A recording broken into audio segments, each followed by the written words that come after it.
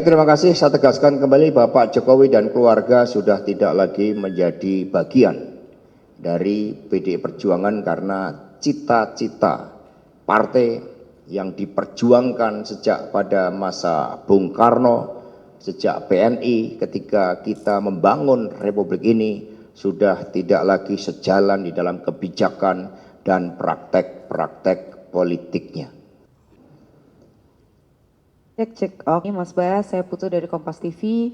Dari tadi kan berkali-kali nama Jokowi ini disebut lantang, baik itu Mas Hasto ataupun juga Mas Bas. Terima kasih. Baik, terima kasih. Jadi ketika Saudara Gibran dan Bobi dicalonkan oleh partai politik lain, dan kemudian itu juga di-endorse oleh Bapak Jokowi, apalagi melalui suatu proses mencederai konstitusi dan demokrasi itu, terbukti dengan pelanggaran etik yang sangat berat terhadap Saudara Anwar Usman.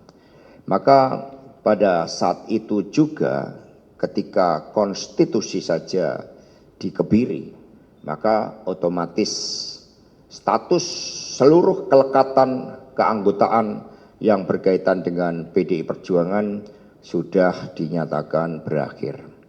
Mengapa? Karena PDI Perjuangan digerakkan oleh suatu cita-cita. Dan itu dibuktikan dengan pengiriman surat dari DPC Kota Surakarta, tempat KTA Mas Gibran berasal, yang memberitahukan bahwa berdasarkan undang-undang partai politik dan ADART partai, keanggotaannya secara otomatis berhenti. Nah, sehingga di dalam tradisi membangun kehidupan berbangsa dan bernegara yang baik, ketika seseorang telah melupakan suatu ide, gagasan, cita-cita kolektif yang membentuknya, dan kemudian membangun suatu rejim kekuasaan dengan segala cara, bahkan masyarakat Sumatera Utara bisa merasakan bagaimana ketika Saudara Bobi Nasution itu dipaksakan untuk menjadi calon gubernur, dan proses pemilihan menjadi gubernur itu juga melalui pengerahan aparatur negara, sumber-sumber daya negara, dan suatu kontestasi yang sangat tidak fair yang ditunjukkan oleh ketidakadilan yang terjadi kepada Bapak Edi Rahmayadi. Maka di situ semua menjadi bukti-bukti pengingkaran terhadap konstitusi dan demokrasi itu sendiri. Ketika seseorang sudah berkhianat terhadap konstitusi, sudah berkhianat terhadap demokrasi, dan juga menyalahgunakan hukum, maka sanksi dari rakyat itulah yang dibebankan kepada mereka-mereka yang secara sengaja telah merusak demokrasi itu sendiri. Sehingga saudara-saudara sekalian, keanggotaan PDI Perjuangan bukanlah semata-mata pada ada atau tidaknya KTA, tetapi pada komitmen di dalam membangun peradaban kehidupan berbangsa dan bernegara yang baik. PDI Perjuangan percaya pada nilai-nilai Satyam Eva Jayate, sehingga mereka yang menanam angin akan menuai padi. Itulah yang kita yakini sebagai suatu bangsa, karena di dalam sejarah peradaban umat manusia tidak ada kekuasaan otoriter sekuat apapun mampu bertahan kecuali mereka-mereka akhirnya menjadi sisi-sisi gelap dalam sejarah. Ini sebagai contoh bagaimana mereka-mereka yang pada masanya itu dikenal sebagai sosok pemimpin yang begitu kuat, tidak terkalahkan, tetapi akhirnya sejarah mencatat bagaimana mereka menjadi sampah dari sejarah itu. Demikian dari kami, terima kasih. Next.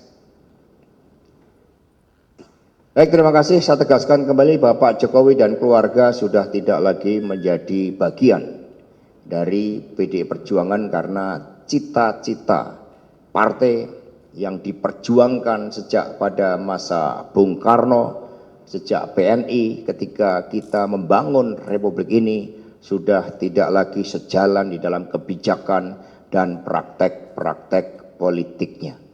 Sehingga itulah yang terjadi Dan kemudian kita melihat bagaimana ambisi kekuasaan ternyata juga tidak pernah berhenti. Maka di dalam proses ini yang dilakukan oleh PD Perjuangan, kita tidak akan pernah kehilangan dari gagasan-gagasan ideal bahwa dari seorang rakyat biasa bisa berproses menjadi seorang pemimpin. Semuanya tentu menjadi pelajaran yang sangat berharga, dan kemudian bagaimana rapat kerja nasional yang kelima kami juga telah menyampaikan permintaan maaf kepada rakyat Indonesia tentang seorang pemimpin yang karena kekuasaannya kemudian bisa berubah dan melupakan cita-cita yang membentuknya. Terima kasih. Next. Gugatan ke Mahkamah Konstitusi nanti akan dilakukan sesuai dengan tingkatan. Ada yang kabupaten kota, kemudian ada yang tingkat provinsi. Ya sejak awal bagaimana di dalam wawancara saya dengan Akbar Faisal, di situ kan ditegaskan bagaimana tekanan yang ditujukan kepada saya agar tidak campur tangan terhadap pilkada di Sumatera Utara, di Jateng, di Jatim, kemudian Jogja, beberapa wilayah Jogja, karena semua sudah diatur dan akhirnya itu kan terbukti terjadi.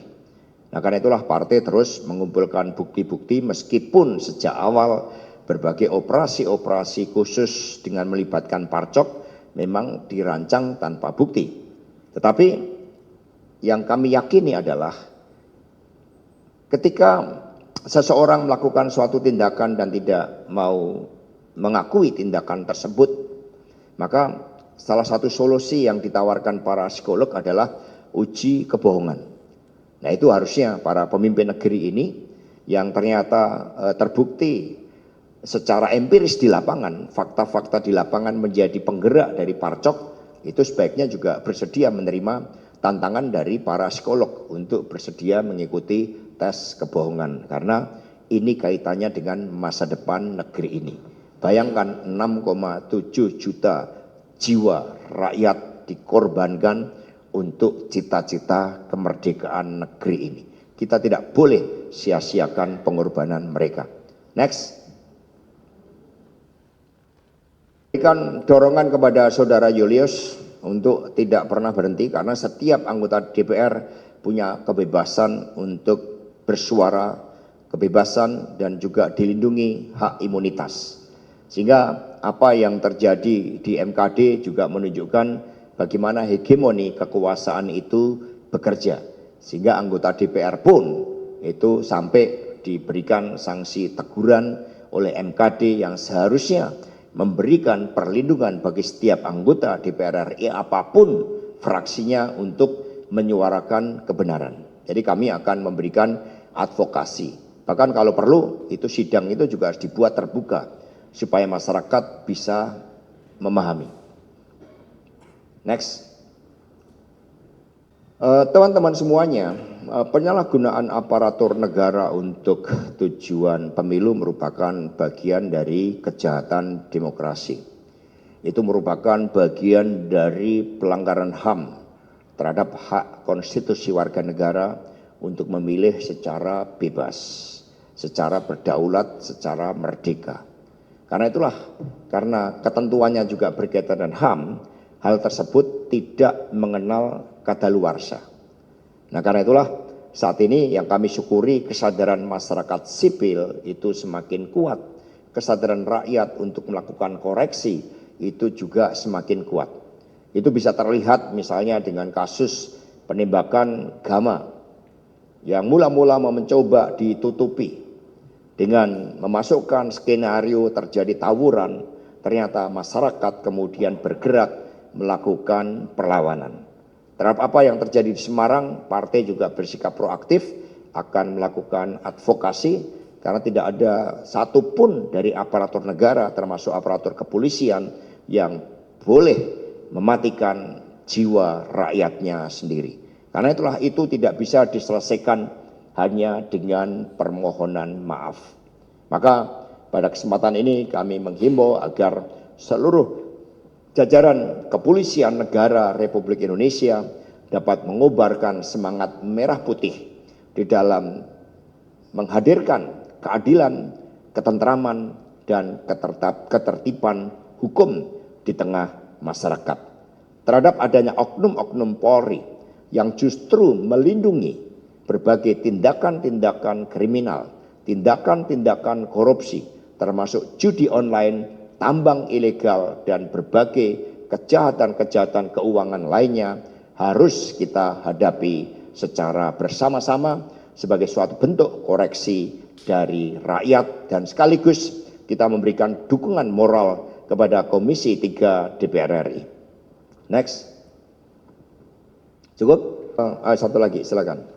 Kan ya tanggal 17 Desember ya bersama-sama. Sekaligus. Jadi nanti dalam upacara partai kita akan umumkan sehingga ada protokol partai supaya proses penegakan disiplin itu betul-betul nanti menjadi kesadaran bagi seluruh kader-kader partai, karena ketika kita masuk di dalam suatu partai politik kita meluruhkan diri pada suatu kepentingan partai yang lebih besar, yaitu untuk rakyat, bangsa, dan negara.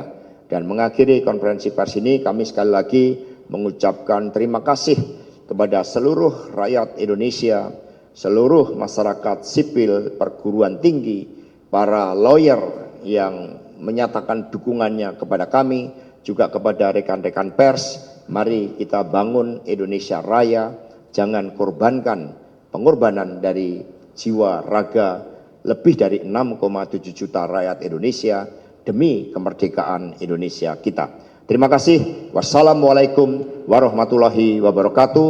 Om Santi Santi Santi Om. Rahayu Merdeka. Terima kasih.